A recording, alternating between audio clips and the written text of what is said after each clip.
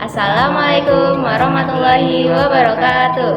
Halo guys, kami dari kelompok 6. Perkenalkan, nama saya Siti Aisyah Ramadhani Nirwana dengan NPM 2024 14 500 263 dan rekan saya. Nama saya Feris Jawan dengan NPM 2024 14 500 459. Di kesempatan kali ini, kami akan menjelaskan materi yang berjudul struktur bumi dan pembentukan samudra serta benua. Stay tune ya guys. Jangan lupa disimak videonya. Struktur bumi, pembentukan benua, dan samudra. Sub pembahasan pada presentasi kali ini ada 3 di antaranya. 1. Menjelaskan tentang struktur bumi. 2. Menjelaskan pembentukan benua dan samudra. 3. Studi kasus atau hasil penelitian. A. Struktur bumi. Yang pertama, keras atau kerak bumi.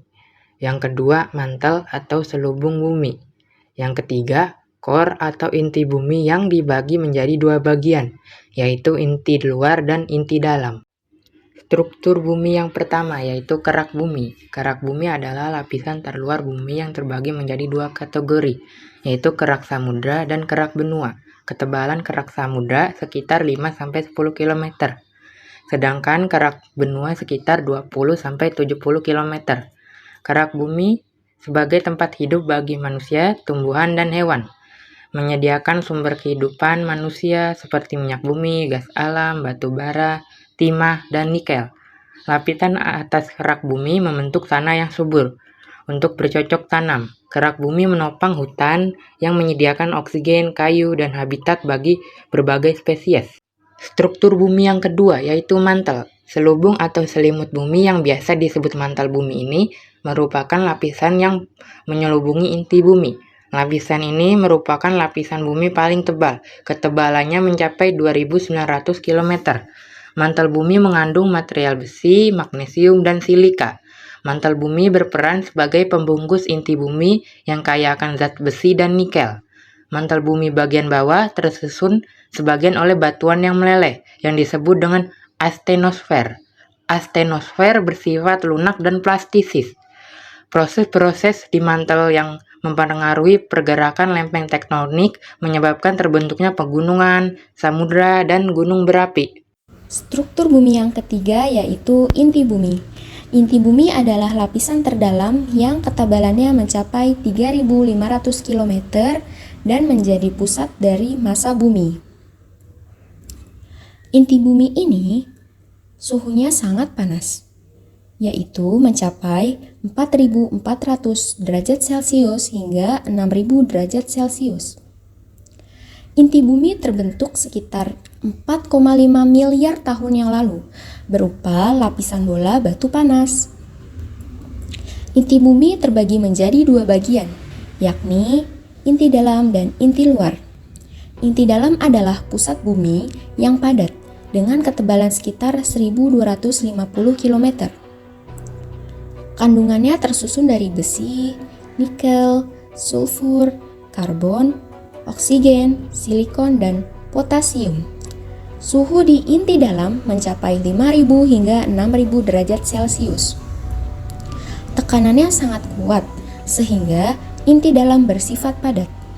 Kemudian ada inti luar yang memiliki ketebalan sekitar 2.200 km dan tersusun dari besi, nikel, sulfur, dan oksigen.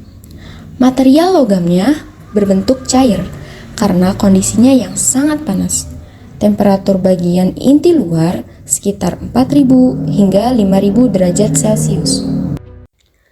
Berikutnya, mari sama-sama kita simak video penjelasan proses terbentuknya benua. Benua atau kontinen adalah daratan yang sangat luas yang berada di permukaan bumi. Ada 7 wilayah yang umum dianggap sebagai benua, yaitu Asia, Afrika, Amerika Utara, Amerika Selatan, Antartika, Eropa, dan Australia. Dan kali ini tempat ilmu akan membahas tentang awal mula terbentuknya benua di dunia.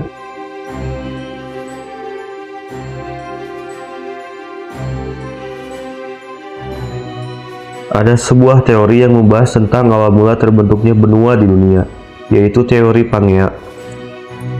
Teori Pangea adalah sebuah teori yang menyatakan bahwa jutaan tahun lalu semua benua bergabung bersama dalam satu daratan besar yang disebut Pangea.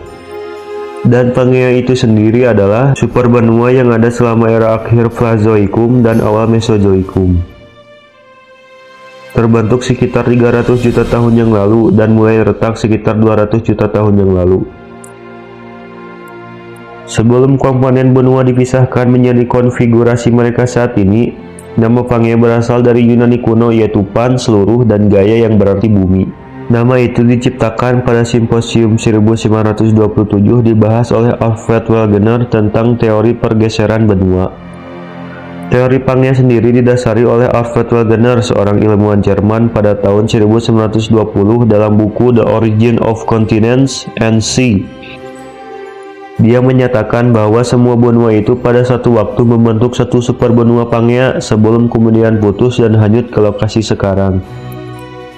Jadi benua pada zaman dahulu diibaratkan sebuah batu apung yang bergerak karena adanya pergerakan lempeng di bagian bawah kulit bumi ini.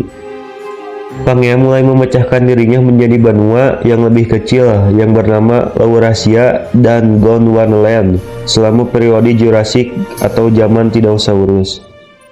Sedangkan pada akhir periode Cretaceous, benua yang ada sudah sama dengan apa yang kita lihat hari ini. Pada saat benua Pangea terbentuk, daratan-daratan yang menjadi benua sekarang memiliki daratan penghubung yang menghubungkan benua Amerika bagian selatan, Afrika, India, Australia, dan Antartika. Pertanyaannya sekarang adalah, bila kerak kulit bumi ini terus bergerak sampai hari ini, maka berapa kecepatannya? Oke, jadi begini. Benua yang kita diami sekarang ini bergerak sangat lambat dan tidak bisa dirasakan oleh kita yang berdiri di atasnya. Pergerakan lempeng-lempeng benua ini tiap tahunnya mencapai 1,5 inci per tahun, bahkan lebih lambat dari pertumbuhan kuku jari tangan kita per tahunnya. Dan dengan ini jelas dibutuhkan berjuta-juta tahun bagi daratan benua itu untuk bergerak berjauhan dan membentuk benua yang ada sekarang.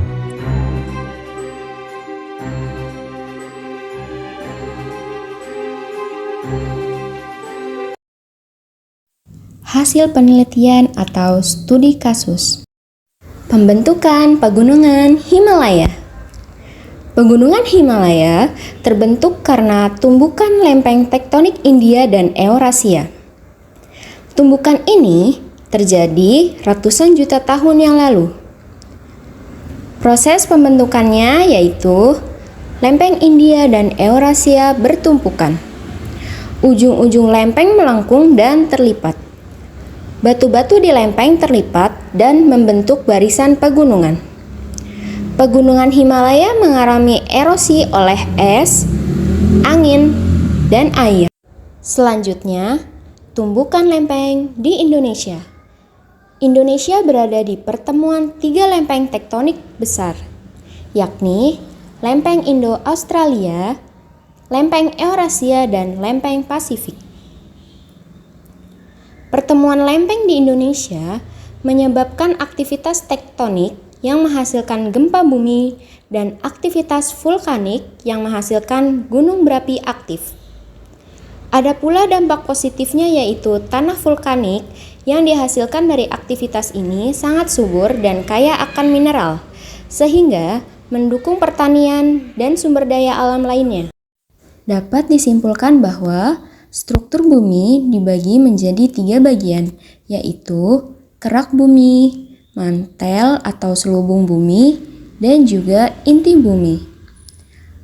Pada awalnya, di bumi hanya ada satu benua, yaitu benua Pangea dan lautan luas yaitu Pantalesa. Proses terbentuknya samudra berhubungan erat dengan proses terbentuknya bumi. Sekian materi yang kami sampaikan tentang struktur bumi. Terima kasih kepada teman-teman yang telah menyimak videonya dari awal hingga akhir. Mohon maaf bila ada salah kata dari kelompok kami. Wassalamualaikum warahmatullahi wabarakatuh.